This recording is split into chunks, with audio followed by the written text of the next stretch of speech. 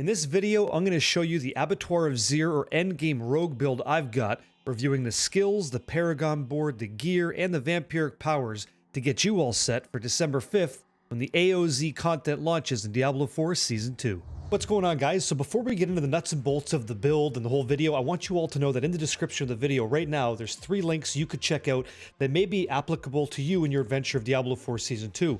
There's the no uniques version, there's the some uniques version, and then there's the one I'm going to sort of illustrate to you guys today, the you've got all the gear option, like the uber uniques and legendary aspects, what would you do, that kind of thing. So I just want to bring as much absolute value to you as I can, and inside some of these build guides, there may be a notes section you can check out, or maybe I've made some kind of notes that you should look into to help you get to the Abattoir of Zir in a comfortable way. I only want to make things easy for you, so 3 different guide links available in the description. And if you have any questions about it, you can put messages in the comments below or visit us while we're live on Twitch, and I'm more than happy to answer those questions for you, but I want to bring you as much information as I can. The Rogue is a very deep class. There's lots to talk about, but I don't want to make a video that's like 4 hours long. I'd like to be concise, to the point, and give you everything you need to do to get out there, slay vampires, crack demons across the jaw, and have some fun playing the Rogue in the Abattoir of Zir on December 5th. So with that being said, let's hop on into the gear section of this video for the Uber Uniques version of this Abattoir of Zir Rogue. Guys, there's been a lot of balancing going on in this build. I'm trying to achieve certain legendary aspects while incorporating Uber Uniques if you have access to it like I do. It's been a bit of a task, but I'm happy to say it's a good problem to have, and I came to a solution here that I'm very happy to share with everybody right now, and this is it. This is my AOZ Rogue that you can use to kick those doors open, salute Zir and his boys, and then drop them down, okay? This is it. So, the helmet. I'm going with the Shaco. I tried Andariel's, I've tried other things. Harlequin Crest is the one for me, +4 to all skills. That damage reduction's great. While I did like the attack speed of Andariel's Visage, the Uber Unique helmet, I think that the Shaco is just better. When you're going under the guise or the lens of like more hard-hitting content, I don't need to attack faster. I don't need to leech all the time. I need to survive the hits. And that's where Harlequin Crest kind of plays dividends, right? That's what it does. Amazing helmet. If you don't have this yet, that's okay. And again, in the description, I have options and loadouts that you could look at to help you at any stage of your adventure so far. So if you have this gear, toss it on this way. I think you're going to like it. If you don't, that's what the builds in the description are there to offer you support on, okay? So Shaco on the helmet. For the chest, I'm going Disobedience. I'm not using Disobedience on the neck, again, because that's where Blade Dancer has to go. We'll speak to that when we get there. Disobedience on the chest. I'm going for max life. I've got damage reduction from close, and damage reduction from distant. Now, ideally on the chest, that damage reduction from close is gone, and you have total armor. I want people having at least 13,300 armor when you get into the Abattoir of Zir. Now you'll see I have 9,361. However, when Disobedience activates, and it's totally capped out, I'll have over 15,000. Should be about 15,000, maybe 300-ish, right? So this build together gets there. Now, the higher item power that is, the more armor I get. So I'm looking to, and again, ideally, you'd have total armor, maximum life, damage reduction, and then finally damage reduction from distant, because I want to make sure I'm not getting clapped and tattooed from these corpse bows that are not even on my screen anymore, right? So the ability to dip into that damage reduction pool from those guys that are far away, I'll take that. Moving on, the gloves. The gloves is where we're going to toss on Bursting Venoms. We want to be sitting inside that poison pool to get our poison imbuement procs coming up all the time to deal lethal and solid damage with the build. If poison imbuement isn't on, our damage just drops off tremendously. So you got to incorporate Bursting Venoms in the build, especially if you're using Pestilent points, which this build is doing. It is doing that, okay? On the gloves, I'd recommend you make sure you have Twisting Blades. That's your main attack. You want to get increased attack speed, lucky hit chance, and then Dex. Dexterity gives you more damage and dodge chance. Looking at the pants, Archon Folds of Might. Might is insane. You throw one basic attack out, you have 20% damage reduction. I tried using Umbris. I've tried other things, but Umbris didn't always have up the Dark Shrouds, and Umbris gives you a stack of Dark Shroud, which is awesome. It's 9.2% with the Shaco, right? 9.2% damage reduction per active shadow. But what I found out when I was actually playing the game was I didn't have a lot of shadows all the time because I was getting hit all the time, right? Getting hit all the time, those shadows are getting consumed. Unless you have an additional point to toss into, let's say, Enhanced Dark Shroud, which would say shadows have a 14% chance not to be consumed, or else they are consumed, and then again, you're back to ground zero where you have no shrouds, no damage reduction. So I'm going to rely on the consistency. I throw that basic skill, I get 20% damage reduction for up to 6 seconds. We'll take that. On the pants, total armor, maximum life, damage reduction, and then dodge chance. Dodge chance, amazing. If you can just get that, that's great. Ideally, you'd have pure dodge chance. You don't have to worry about dodge chance against close. You just dodge range things too. Dodge in this build is also going to give us the ability to do increased damage when we dodge. So not only do we take no damage, we increase our output because we dodge. So get that where you can, where it makes sense for you. And then again, finally in the boots, I've got tri-res boots here. So if you're having a hard time capping out your resistances and you want to be getting skulls in your jewelry, look at a tri-res triple resistance boot like this. If you go this way, you want to get movement speed. Movement speed is important for all builds in the game. Rogues are not ignorant to this discrepancy either. We got to have that movement speed. So fire resist, cold resist, lightning resist. That's what I've got on my boots. You get whatever you need to make sure that you're capped. And this, we are certainly capped at 70% across the board. Okay? So boots. If you have enough resistances and you don't need that third res, go for dodge chance. So movement speed, double res, dodge if you can get it, right? Or movement speed and then triple res. For the two-hander, okay? All stats, because it helps with willpower, resource gen. Int helps with resistances. Dex is your damage and dodge. So you want all stats, dex, damage over time, or in this case, you go crowd controlled or close, and I have close. So getting crowd control to be very nice. I'm still looking for that item, by the way. And once I get crowd control, that's important because it helps do more damage. Crowd control double dips off poison damage. So the more crowd control damage you have, the more poison damage you deal. That's a big W. That's what we're trying to do. So look for that. Again, all stats, dex, crowd control, and close if you can get it. Let's have a look at the neck. The neck's an interesting one, okay? And it's tough to find a good neck in Diablo 4 News at 11, right? So I'm going to recommend you go for total armor, cooldown reduction if you can get it. But if you don't care so much about cooldown reduction because you're going combo point, which is what I'm doing too, you could go total armor and then movement speed, okay? Either one works. Now, all imbuement skills, I'm not wavering that. I think everybody should have +3 to all imbuement skills on your neck, like mandatory for a build like this. Now, I'm choosing exploit passive over like deadly venom, and I'll show you the two right now. So in the skills, right? This is exploit. So if you look at how it scales, I just think that you get more out of this, the way that we're going to play it against content that has more HP, hits us harder, right? Like if the first Bloodforged dungeon has got 155 level monsters and the top one has like, let's say 177, then we know there's going to be a lot of HP there that we have to make up for. So exploit says you deal 36% increased multiplicative damage to healthy, which is targets that have more than 80% of their life, and 36% increased multiplicative damage to enemies that are injured, targets that have less than 35% of their life. So you get in there on these targets and you smack them around hard, right? You apply a big bunch of poison to them, and then they start to erode, and then in no time, hopefully, they're injured, and that multiplicative damage kind of ramps back up. Take that and then weigh that against something like Deadly Venom. So currently, when you max out Deadly Venom in the build, you're going to have 9% increased multiplicative poison damage, but if you had 3 more ranks, it would be 18. And I have a necklace that kind of supports that, but I've been trying out exploit, and it just feels really good. So I'm going to go with that right now on the necklace. So again, total armor, cooldown reduction if you want it, or total armor and movement speed, all imbuments, and then exploit or deadly venom. That's where I'd go. And then we're going to toss on blade dancers. We want that orbiting. We want the orbiting daggers. That's a no-brainer, and it goes on the necklace. Now, if you don't care about that, though I think you would, if you don't care about that, you could then slot disobedience on the neck to get 99% increased armor, and you'll feel really, really tanky at that point. But you'd be losing the blade dancers aspect, which I can't really say that's a good idea. Now, Writhing Band of Trickery, man. Solo play, I'm still looking at this thing, man. It gives me maximum life, gives me crowd control damage, gives me critical strike damage. It also gives me critical strike chance. I don't care about the critical strike damage. That taunt ability, though, that decoy trap with taunting is very, very good. Now, the 12-second thing may be something that turns you off to that. I completely understand. Trust me, I get it. But imagine you're not playing by yourself. If there's another rogue using another Writhing Band of Trickery and you guys are on the comms or whatever, 3 seconds, you're absolutely taunting the entire room. They're not even looking at you, right? Then your buddy or your friend goes next, boom, they're on for 3 seconds, and you're coming back up 6 seconds later.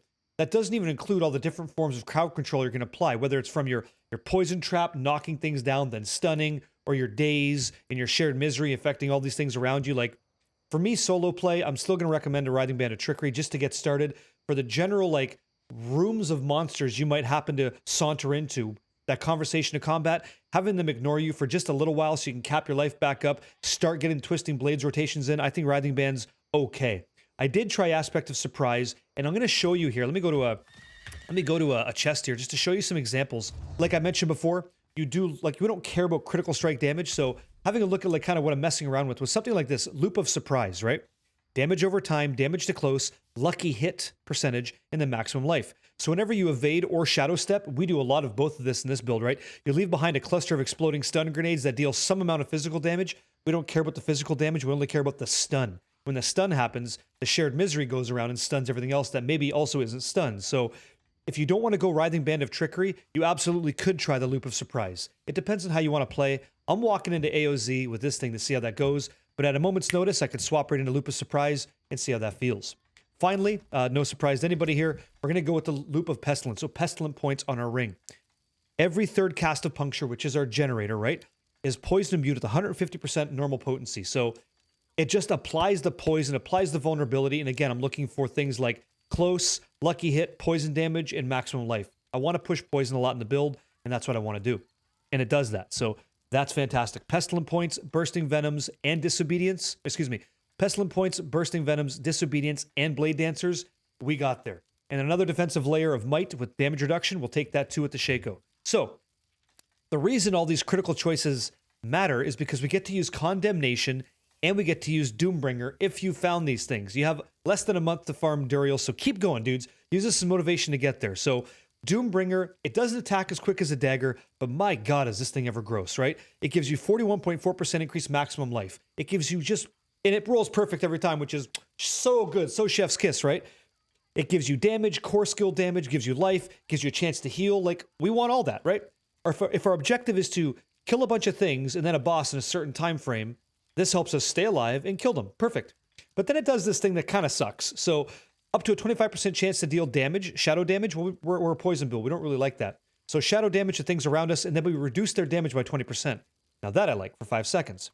And you'll see in the skill selection here, we kind of do something kind of sick. This goes out to Crider Shot for this one. So Shadow Crash, right? It's a lucky hit, but shadow damage has a 10% chance to stun things too. So it's kind of a cheeky move, but whenever that shadow thing goes out, whenever that shadow explosion happens, so infrequently, but when it does, you might stun them, which then, again, shared misery goes off, more stun, more stagger, all that fun stuff, right, for free. And then Condemnation. So there's actually some juicy bits going on here. So the reason Condemnation is awesome is for a couple things, right? It gives us basic skill attack speed, critical strike damage, we don't care so much about that, core skill damage, and then dual wield weapons, sure. But the core skills now have multiplicative damage. So as we're building combo points, right, we're doing harder hitting combo point damage with Twisting Blades, which is ideal. But the way this build is built is up against a boss, you want to do a swap. So you'll see here in the video, right, every time we fight a boss in a tier 100 dungeon, we just simply toss on to bolts, and that's how we get that really disgusting, right?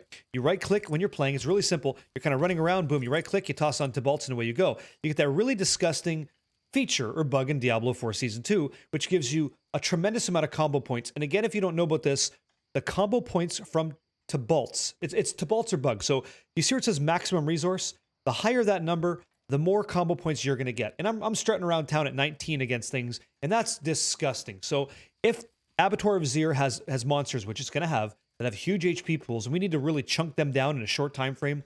We're trying to do as much damage as we can. Don't be shy. Use it until they fix it. Toss on. I'm going to recommend you do it. It's in the game, right? You got ball lightning sources flying around. You got barbs doing crazy damage. The rogue's getting a piece, right? So easy gameplay. You're strutting around town. You're walking towards the boss. You kill all the monsters. Boss is summoning up. Right-click the bolts. You can right-click on X-Fouls. And X-Fouls, if you have X-Fouls Corroded Signet 2, it'll replace the top ring, in this case, Writhing Band of Trickery. So that's just smooth, right? That's just smooth gameplay. You're kind of running around, bang, bang, and now you're single target spec. The nice part about this build is you could just turn it on, right? You press 2 items, you right-click twice, you have 2 items on, and now your single target goes through the roof. Amazing. The skill tree for the AOZ Rogue looks as follows. For your basic skills, 1 point into Puncture, 1 point into Enhanced Puncture, 1 point into Fundamental Puncture. You're going to go to your core skills and max out Twisting Blades with 1 point into Enhanced Twisting Blades, 1 point into Improved Twisting Blades. You're then going to max out Sturdy.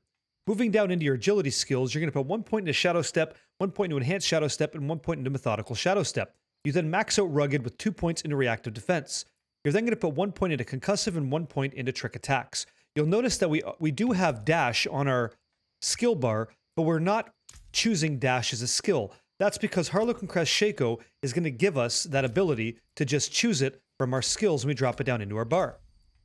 Moving on, into our Subterfuge skills, we put 3 points into Agile, we put 1 point into Poison Trap, 1 point into Enhanced Poison Trap, 1 point into Countering Poison Trap. We then put 3 points into Exploit.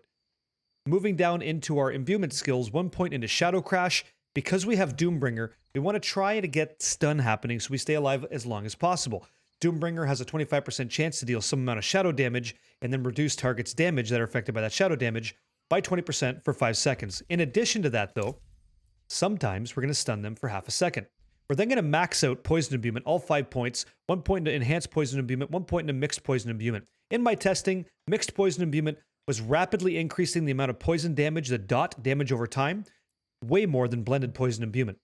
We're then going to max out Deadly Venom and max out Debilitating Toxins. As long as something's poisoned, it's dealing less damage to us. Finally, we're going to move down into our ultimate skills, where we put 1 point into Innervation, 3 points into Alchemist Fortune, and 3 points into Second Wind.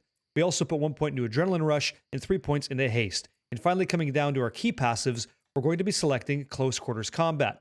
As long as we damage an enemy with Puncture and then Twisting Blades, we get 20% increased attack speed bonus for 8 seconds, and then we also get to enjoy 40% increased multiplicative damage bonus from our Crowd Control bonus, which will equate to, at this stage for me, 136% increased multiplicative damage. In the event that you don't have a Harlequin Crest Shaco and you have to select Dash and you can't choose Shadow Crash, what do, right? Well, there's a couple choices that you have. I'm going to recommend get rid of Shadow Crash, right? You're not going to use that. Just take your Dash. And now you naturally have Dash and you're all set for the builds that don't have a Harlequin Crest Shaco.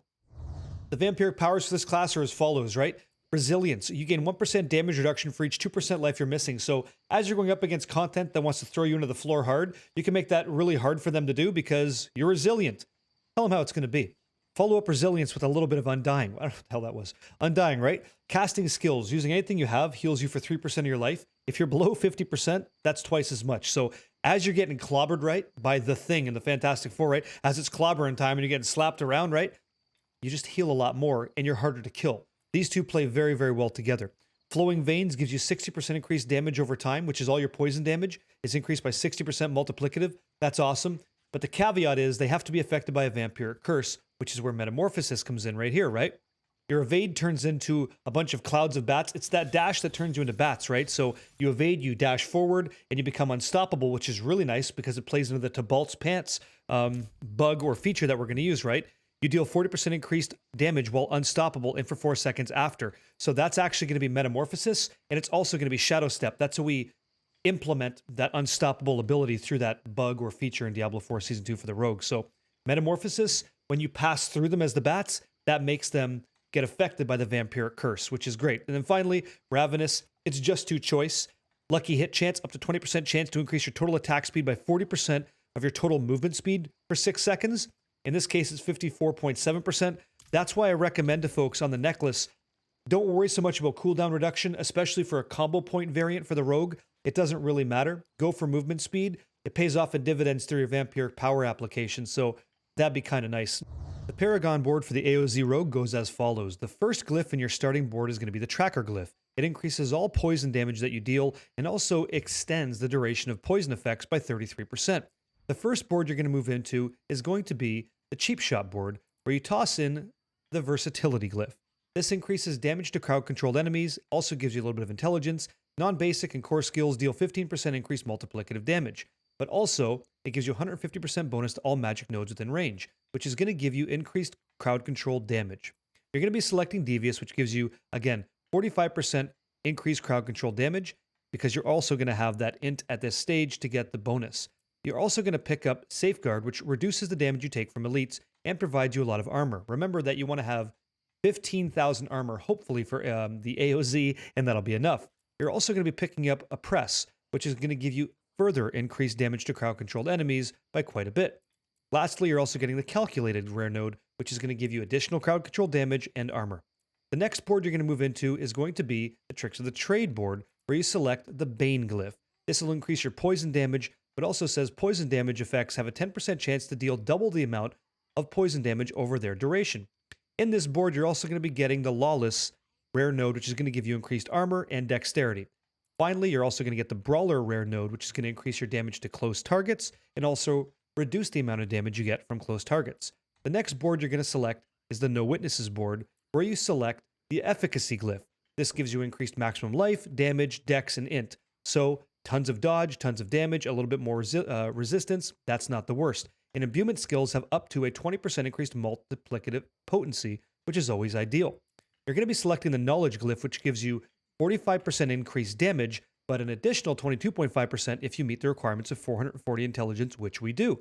You're also going to select the Training Rare node. This gives you more max life and dex with another increased 9% max life if the requirements are met. Finally, we're going to persist into the Exploit Weakness board, where we just take some rare nodes like Cold Resilience if you want to get that cold res up because it's not on your gear. In my case, this was true, so we're going to take that. And we're also going to be grabbing an extra node in Cold Resistance. If you don't need that, you can put that into armor if you choose. I did. Moving down from our Cheap Shot board, we're going to move over to the right into Layrana's Instinct, which is our Resilience board. So over in this board, we're going to be taking Poison Resilience.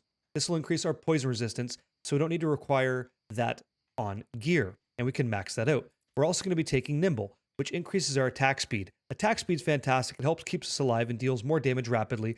We have roughly, 10 minutes to kill a floor?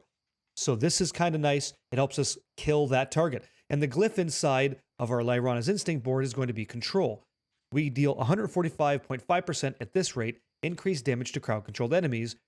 Furthermore, we'll deal 20% increased multiplicative damage to things that are stunned. We don't care so much about chilled or frozen, we care about surviving on our boots.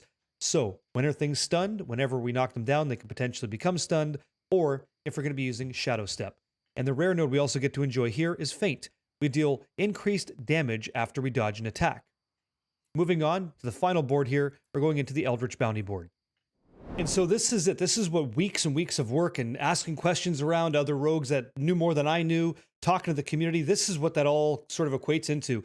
A massive character that I'm super proud to bring you guys. I understand that not everybody's going to have the same gear. Like, I see it in the comments all the time. I know you guys don't have the same gear, but I'm down to help. If you guys are ever looking for people to team up with, whether it's to run Nightmare Dungeons to get those glyphs up to 21, Duriel runs, Varshan, Gregar, whatever it's going to be, Helltides even, I'm down. I'm streaming 4 days a week, twitch.tv/barricades, where you can find me and this amazing positive community that we just like to help and pay it forward in. And you're a part of that already. We're just waiting to see you. And so I hope that you guys give this build a shot. I hope you enjoy it. I want you to have fun. That's number one. Try to have some fun. Then after that, try to clear all 25 floors in the Abattoir of Zir. If at any point it comes to fruition that there's a better option for a Twisting Blade Poison Imbuement rogue outside of what I'm doing here, I'll let you guys know as well. I want to make sure that everybody has all the information they need to make an informed decision to have the best time they can playing D4. So there's many things to talk about in here. We can have that conversation over on Twitch or in the comments. Leave me a message if you think that there's something else you're trying that's even better. I'd love to hear it. I don't always have the answer, but I ask questions to hopefully find that for everybody. I want to say thank you for letting me make this video for you guys and gals today. Again, if you don't have all this gear, please, please, please check out the description. The links are there for you for some RNGesus style builds. I want you to have options, and I don't want you to go into AOZ not prepared, okay? Feeling kind of under the weather on this one, guys. Thanks for sticking in there with me. Much love to you guys. I sincerely appreciate it. Thank you very much.